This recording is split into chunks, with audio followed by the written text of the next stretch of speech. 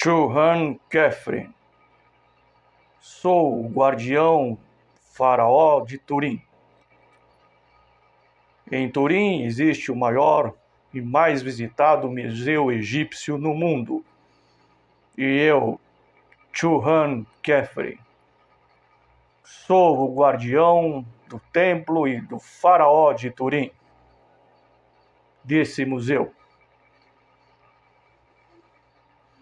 Aqueles que não derem like e não curtirem o vídeo estarão condenados a 1000 anos presos nas catacumbas do Museu Egípcio de Turim. Bentornati ragazzi. Finestra bianconera não é fantasia de carnaval. Vos fala o faraó de Turim, Kepler Johann.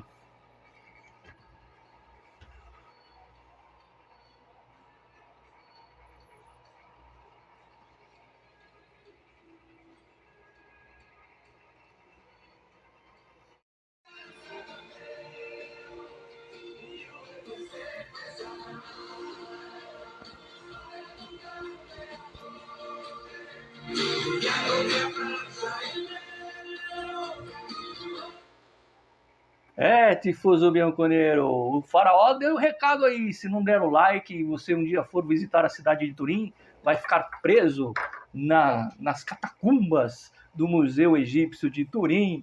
Grande Kepler Johann, já vamos falar da grande atuação do nosso faraó, lembrando que quanto tempo a gente não fazia um vídeo irreverente, pra cima, porque futebol é brincadeira, é irreverência, né? Os mais antigos no canal estavam com saudades desses vídeos mais folclóricos e vem a calhar, né, com a data do carnaval. Muito bem, ragazzi.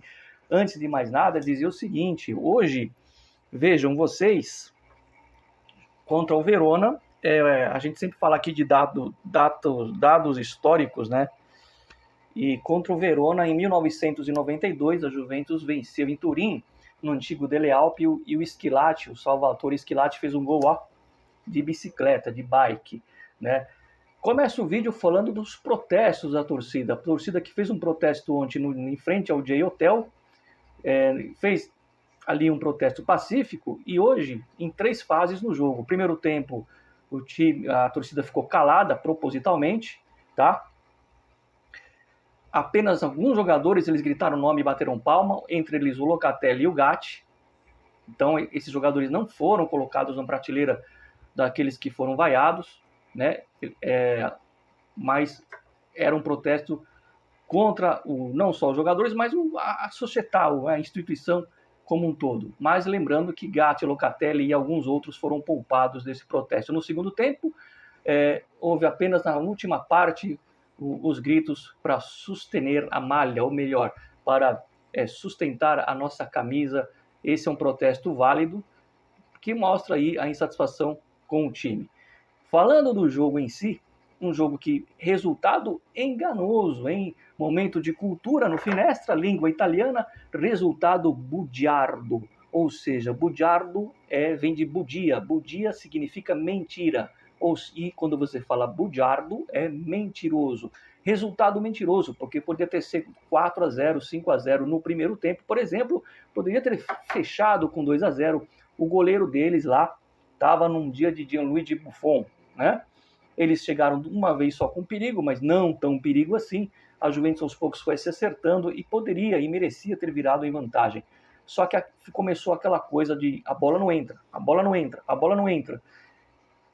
E o futebol é muito perigoso quando você não define o jogo, pode dar uma complicação e acabar sendo surpreendido. E o Diz, quando foi colocado na esquerda, mudou de lado, foi muito bem hoje o Ildiz. Eu disse o Ildiz, não o Del Piero, jogando pela esquerda. Foi bem demais, né? Abrindo um parênteses, estava na partida lá o treinador da seleção italiana, Luciano Spalletti, nas tribunas. Fecha parênteses. Segundo tempo começa, do mesmo jeito que terminou o primeiro, a Juventus em cima, martelando, e o Columani quase faz um belo gol. Ficou no quase, e eu comecei a ficar com medo dessa bola não entrar, porque no finalzinho do primeiro tempo, a gente foi salvo pelo VAR. Eles fizeram um chute, depois daquele inicial que o Di Gregório fez a defesa, foi no final do primeiro tempo, um golaço, mas o VAR foi muito feliz, a gente critica o VAR e quando tem que elogiar. Início da jogada, completamente impedimento, o jogador do Verona nitidamente estava à frente, né? Agora, quando o Columani não faz o gol no início do segundo tempo, começa a bater um desespero no torcedor, não digo no time, porque já teve a luz amarela de tomar o gol que foi anulado pelo VAR, e aquela coisa de quem não faz, toma. Juventus, que vinha de 4 vitórias seguidas, era muito importante vencer, porque a Lazio ontem venceu. A Lazio fez um favor, porque jogou o Milan mais para trás ainda. E aí, o Thuram, o nosso faraó, destaque do vídeo, capa do vídeo,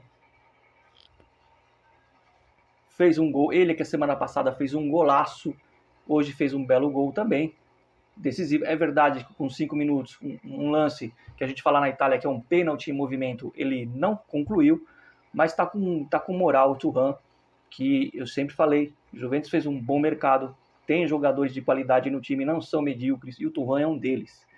Hoje, por incrível que pareça, coincidência ou não, o Kope Meiners começou no banco, não sei o que aconteceu que ele começou no banco, não estou criticando que ele começou no banco não, estou achando um milagre ele ter começado no banco e o time foi melhor.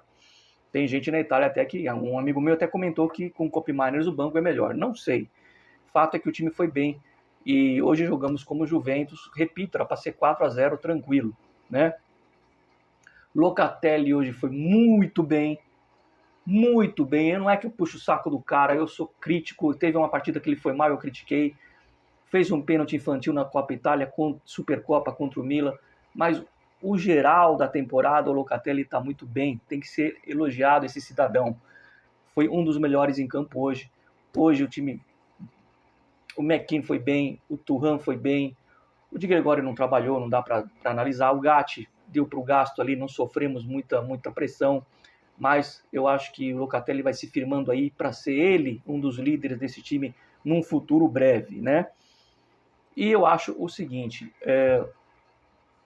analisando agora com frieza e com os pés no chão, bem no chão, claro que a gente olha para a tabela e fala, caramba, estamos a 6 pontos da Inter, que empatou com o Napoli. Aliás, meter a mão no Napoli. Mas enfim. 6 pontos da Inter, você olha a tabela, olha os jogos que faltam, dá para tirar? Dá. A Juventus está num crescente no campeonato? Tá. Alguns times estão patinando, a Atalanta empatou com o Venezia, olha o Venezia aqui, olha a gôndola aqui, em homenagem ao meu amigo Marco Biasi, veneziano juventino. Abraço para o Manuel Brusó, que é do nosso financeiro do fã-clube, outro grande gondoleiro juventino fiero. Venezia segurou a Atalanta não está tão bem. Vem caindo de rendimento o time do Gasperini.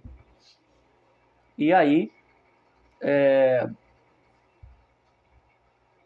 o Napoli empata, parece que o Conte não quer ser campeão, dá declarações estranhas ali, os napolitanos estão tendo que engolir um juventino. E o Inzaghi, aquilo que eu falei, com o time que ele tem, ele tinha que ter disparado na liderança, ele não dispara, ele não tem essa coisa de trabalhar um time superior, né? Que jogador por jogador, eu já falei, o Barella e o Di Marco, eu gostaria que fossem jogadores da Juventus.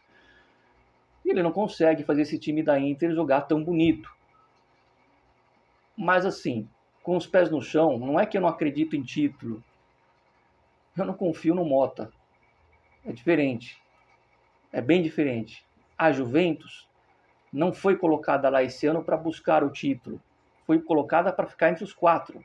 E entre os 4 não quer dizer em quarto. Pode ser segundo, terceiro ou quarto. O Juventus já tem camisa, já fez isso no passado muito mais difícil. A gente virou um turno em 15º e fomos buscar. Em 2015, temporada 15 e 16. Então, assim, historicamente, se chegar, a gente sabe, é a Juventus, não é arrogância, não. A Juventus, quando chega, chega. Eu não confio muito no Mota. E eu vou dar aqui um spoiler do próximo vídeo. Não sei se vai ser amanhã ou quarta-feira. É uma informação que você vai dar, Mário? Não, é uma opinião. Opinião do Mário. É claro que a Juventus caminha para ir para uma Champions, tomara que a Lazio tropece antes da gente jogar contra eles, porque o jogo lá é difícil. Porém, tem uma coisa, ragazzi, estar na frente da Lazio 2 pontos nos proporciona a jogar por empate contra eles lá em Roma. A Juventus que tanto empatou, né? Se a gente empatar com eles em Roma, a gente mantém os 2 pontos. A gente não abre a vantagem, mas eles também não se aproximam. Ou seja, é por isso que é importante terminar 2 pontos, né, na frente da Lazio até o confronto contra eles. Manter esses 2 pontos. Quando eu falei lá atrás, já vou falar a minha opinião. Quando eu falei lá atrás que um campeonato, falando do campeonato italiano, tá? Não estou falando do campeonato espanhol, do alemão. O espanhol eu acompanho bem de longe. Mas o campeonato italiano que eu vejo há 40 anos, sempre falei, vocês sabem também disso, porque hoje o campeonato brasileiro também é por pontos corridos.